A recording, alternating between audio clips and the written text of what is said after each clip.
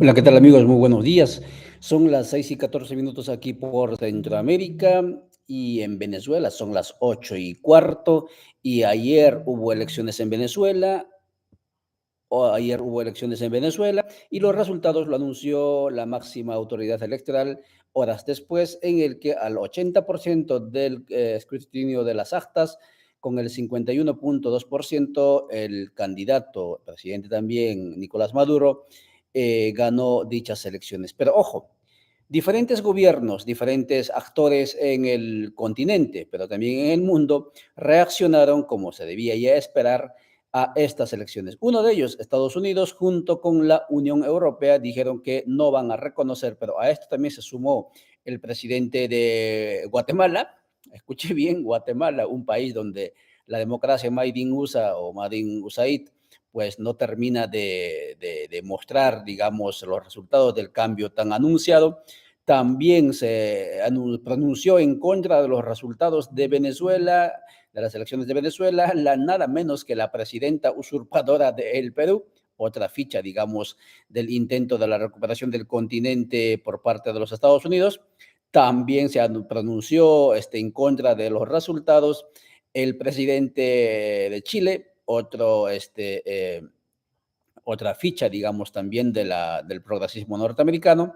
También en esa misma dirección se pronunció el presidente de Uruguay, también otro neoliberal. Obviamente no se podía esperar otra cosa de el alfil o del fin del imperio decadente en el continente de Villayala, como es el señor Milei, que tampoco está de acuerdo con los resultados, y Costa Rica también se sumó a ello.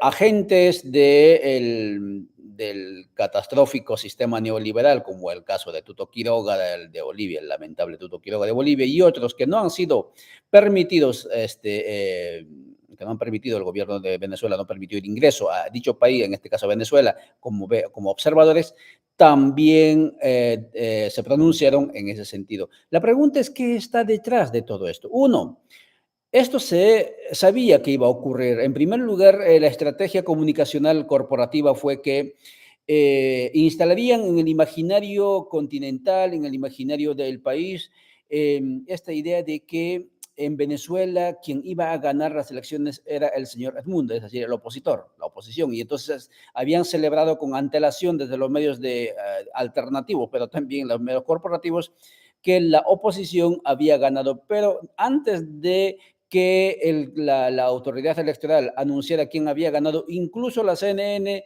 bajó guardia y dijo: no logramos la cantidad suficiente, por lo tanto la oposición perdió, dijo el señor Rincón. Y luego la oposición no quiso salir, no pudo salir a las calles a ocupar, a celebrar, y obviamente los que votaron a favor de Maduro salieron a las calles, y en ese interín repensaron y retomaron la estrategia. Y la estrategia es que, ya que habían instalado en el imaginario del país y del continente de que quien iba a ganar era el señor Edmundo, y que si no ganaba, entonces iban a gritar fraude, pues eso es lo que están retomando ahora. O sea, esa es en esa lógica. La finalidad fue instalar que el ganador antes de las elecciones era Edmundo, y si no era el resultado eso, entonces, en consecuencia, lo que tenían que salir era gritando fraude. Eso es lo que está ocurriendo. Y dos, esto no es ninguna novedad para los que me están siguiendo en YouTube, pero también los que están siguiéndome en TikTok. Esto no es ninguna novedad. Lo hicieron recordemos, con el caso de Nicaragua. Meses estuvo ese proceso electoral sin ser reconocido por varios, y especialmente por estos actores, Estados Unidos y su delfín, digamos, o su presa, en este caso Unión Europea. Por muchos meses no estuvo reconocido ese proceso electoral en el caso de Nicaragua. En el caso de Venezuela, igual, usted recuerde otros procesos electorales violentos, ¿no? Violentados por la misma oposición. Sus resultados tampoco, como fueron en contra, digamos, de los intereses de los Estados Unidos y de la oposición, tampoco fueron reconocidos. En consecuencia, no nos tiene que llamar la atención esta reacción reiterada de las fichas de la decadencia, del decadente imperio norteamericano en el continente. Desde Guatemala, pasando por el caso de Argentina, pasando por Perú, pasando por Chile, están jugando a la restauración de la dominación imperial norteamericana en el continente. Y claro, no van a estar de acuerdo con que México, con que ahora Venezuela y obviamente Bolivia, ¿no? Brasil, ¿no? Vayan en sentido contrario, intentando hacer historia en la construcción de la nueva geopolítica mundial, en el que el continente de Aviala, mal llamada América, juegue un rol no solamente importante, sino en buena medida también con identidad y ojalá con conciencia continental y ya no solo bajo la doctrina de los 200 años de, del intervencionismo norteamericano o denominado también doctrina Monroe. Esto es lo que ocurre, amigas y amigos, en el caso de Venezuela. No te sorprendas y van a venir más. Ahora que en lo mediático han perdido y en las urnas están perdiendo, o han perdido en las urnas y están perdiendo en lo mediático, van a retornar a las calles a violentar.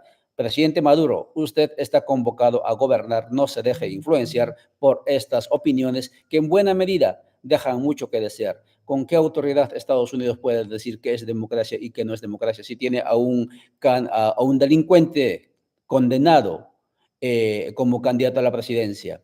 Único candidato, porque en este momento ni siquiera los demócratas tienen candidato porque el abuelo renunció y, digamos, ahora dicen que es la sirvienta de la señora Hillary Clinton la que va a reemplazar al señor Senil, en el caso de los demócratas. En esas condiciones se puede tomar el atrevimiento de intentar ser juez de un proceso electoral, como es el caso de Venezuela, donde en 25 años han ocurrido 30 procesos electorales.